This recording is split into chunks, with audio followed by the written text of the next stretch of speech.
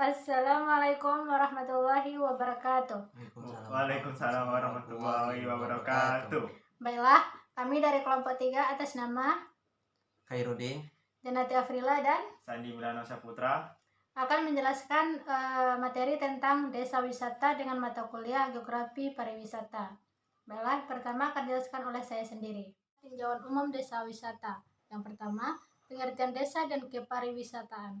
Pariwisata adalah perjalanan wisata yang dilakukan secara berkali-kali atau berkeliling, baik secara terencana maupun tidak terencana, yang dapat menghasilkan pengalaman total bagi seorang pelaku.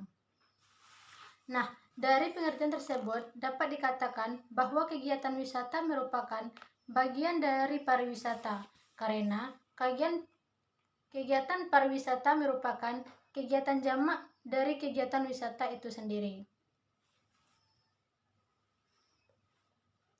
Selanjutnya, pengertian desa. Desa adalah kesatuan hukum yang memiliki batas wilayah yang berwenang untuk mengatur dan mengurus urusan pemerintah, kepentingan masyarakat setempat berdasarkan prakarsa masyarakat.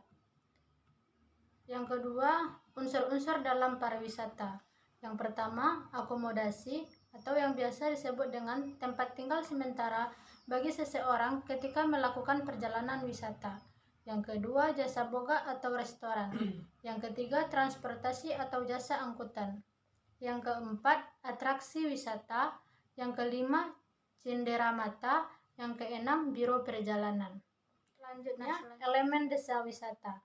Elemen desa wisata dibagi menjadi yang pertama, primary element. Yang dimaksud dengan primary element yaitu elemen-elemen desa wisata yang dibagi menjadi dua, activity places and leisure setting. Yang kedua, secondary element. Yang dimaksud dengan secondary element adalah elemen-elemen sekunder dari wisata budaya meliputi fasilitas-fasilitas pendukung kehidupan warga dan wisatawan seperti pasar, toko, jasa penyedia fasilitas makanan, dan sebagainya. Yang ketiga, additional element. Yang dimaksud dengan additional element yaitu elemen-elemen tambahan merupakan fasilitas pendukung yang bersifat tersier pada kawasan budaya yang terdiri dari fasilitas aksesibilitas, sarana transportasi dan parkir, dan pusat. Teman-teman, saya akan melanjutkan dari penjelasan dari teman saya tadi yaitu April. Selanjutnya yaitu D, kriteria desa wisata. Menurut OECD atau Organization for Economic Cooperation and Development pada tahun 2016, kriteria yang paling penting dalam merancang sebuah lingkungan yaitu yang lebih positif antara turisme dan budaya, seperti sebagai berikut. Yang pertama yaitu memiliki aktivitas budaya yang permanen dan rutin dilakukan. Yang kedua yaitu melibatkan penduduk lokal secara langsung, dan sebagai tambahan dapat melibatkan wisatawan. Yang ketiga dapat menghasilkan produk atau jasa yang diperlukan untuk keperluan wisata. Selanjutnya yang E yaitu jenis pengenalan desa wisata. Terdapat beberapa jenis pendekatan dalam proses pengenalan desa kampung, desa wisata pada tiap-tiap daerah. Hal tersebut disusun berdasarkan kebutuhan, kemampuan desa tersebut dalam mengakomodasi kebutuhan wisatawan. Pendekatan pengenalan desa kampung dibagi menjadi 3 jenis, yaitu yang pertama, pengenalan dengan interaksi langsung. Wisatawan diberikan kesempatan langsung untuk tinggal atau bermalam bersama masyarakat dengan pertimbangan bahwa daya dukung dan potensi masyarakatnya dapat menampung dan mengontrol dampak yang akan ditimbulkan dari kegiatan tersebut, sehingga keberadaan wisatawan yang tinggal atau yang bermalam di tempat tersebut tidak menimbulkan konflik dan perubahan terhadap keaslian tatanan kehidupan masyarakat di daerah tersebut. Yang kedua yaitu pengenalan dengan interaksi setengah langsung wisatawan yang diberikan kesempatan untuk singgah melakukan kegiatan bersama warga dalam satu rangkaian secara tertentu berupa on day trip dan dapat kembali ke akomodasinya masing-masing setelah melakukan kegiatan dalam desa wisata. Yang kedua ini tidak bermalam di desa tersebut. Yang ketiga yaitu pengenalan dengan interaksi tidak langsung di desa wisata dapat memperoleh keuntungan hanya mengenalkan desa tanpa perlu berinteraksi dengan wisatawan. Pengenalan dalam bentuk ini dapat melalui brosur, buku, artikel, dan bentuk publikasi yang tidak melibatkan wisatawan secara langsung dalam prosesnya. Yang ketiga yaitu tahap pengembangan desa wisata. Pengembangan desa wisata dibagi menjadi 3 tahap, yaitu yang pertama pengembangan peninggalan arsitektur, pengembangan dengan mengkonfirmasi bangunan peninggalan bersejarah sebagai bentuk atraksi dari desa, bahwa kegiatan ini bertujuan agar wisatawan dapat mempelajari nilai-nilai budaya pada masa tertentu.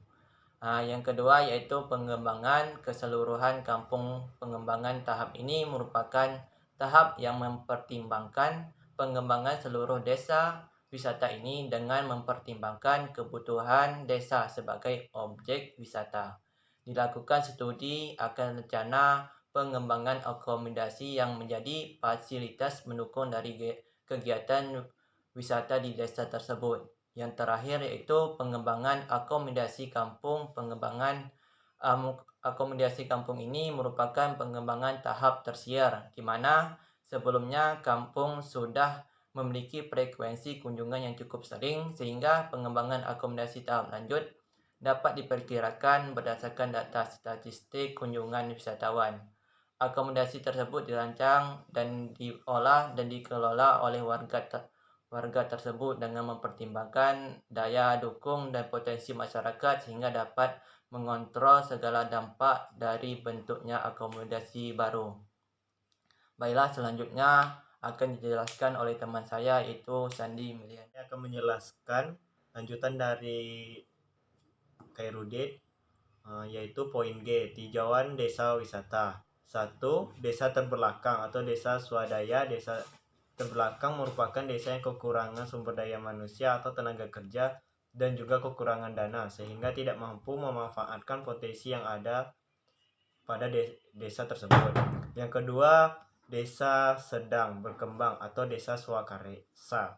Desa sedang yang berkembang merupakan desa yang mulai menggunakan dan memanfaatkan potensi fisik dan non-fisik yang dimilikinya, tetapi masih kekurangan sumber keuangan atau dana.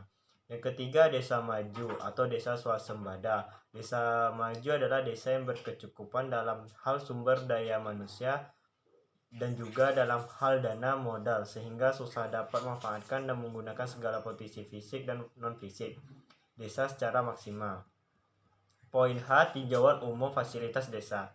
Prasarana dan sarana objek wisata. Wisatawan merupakan orang yang melakukan perjalanan untuk sementara waktu ke tempat atau daerah yang sama sekali masih asing baginya.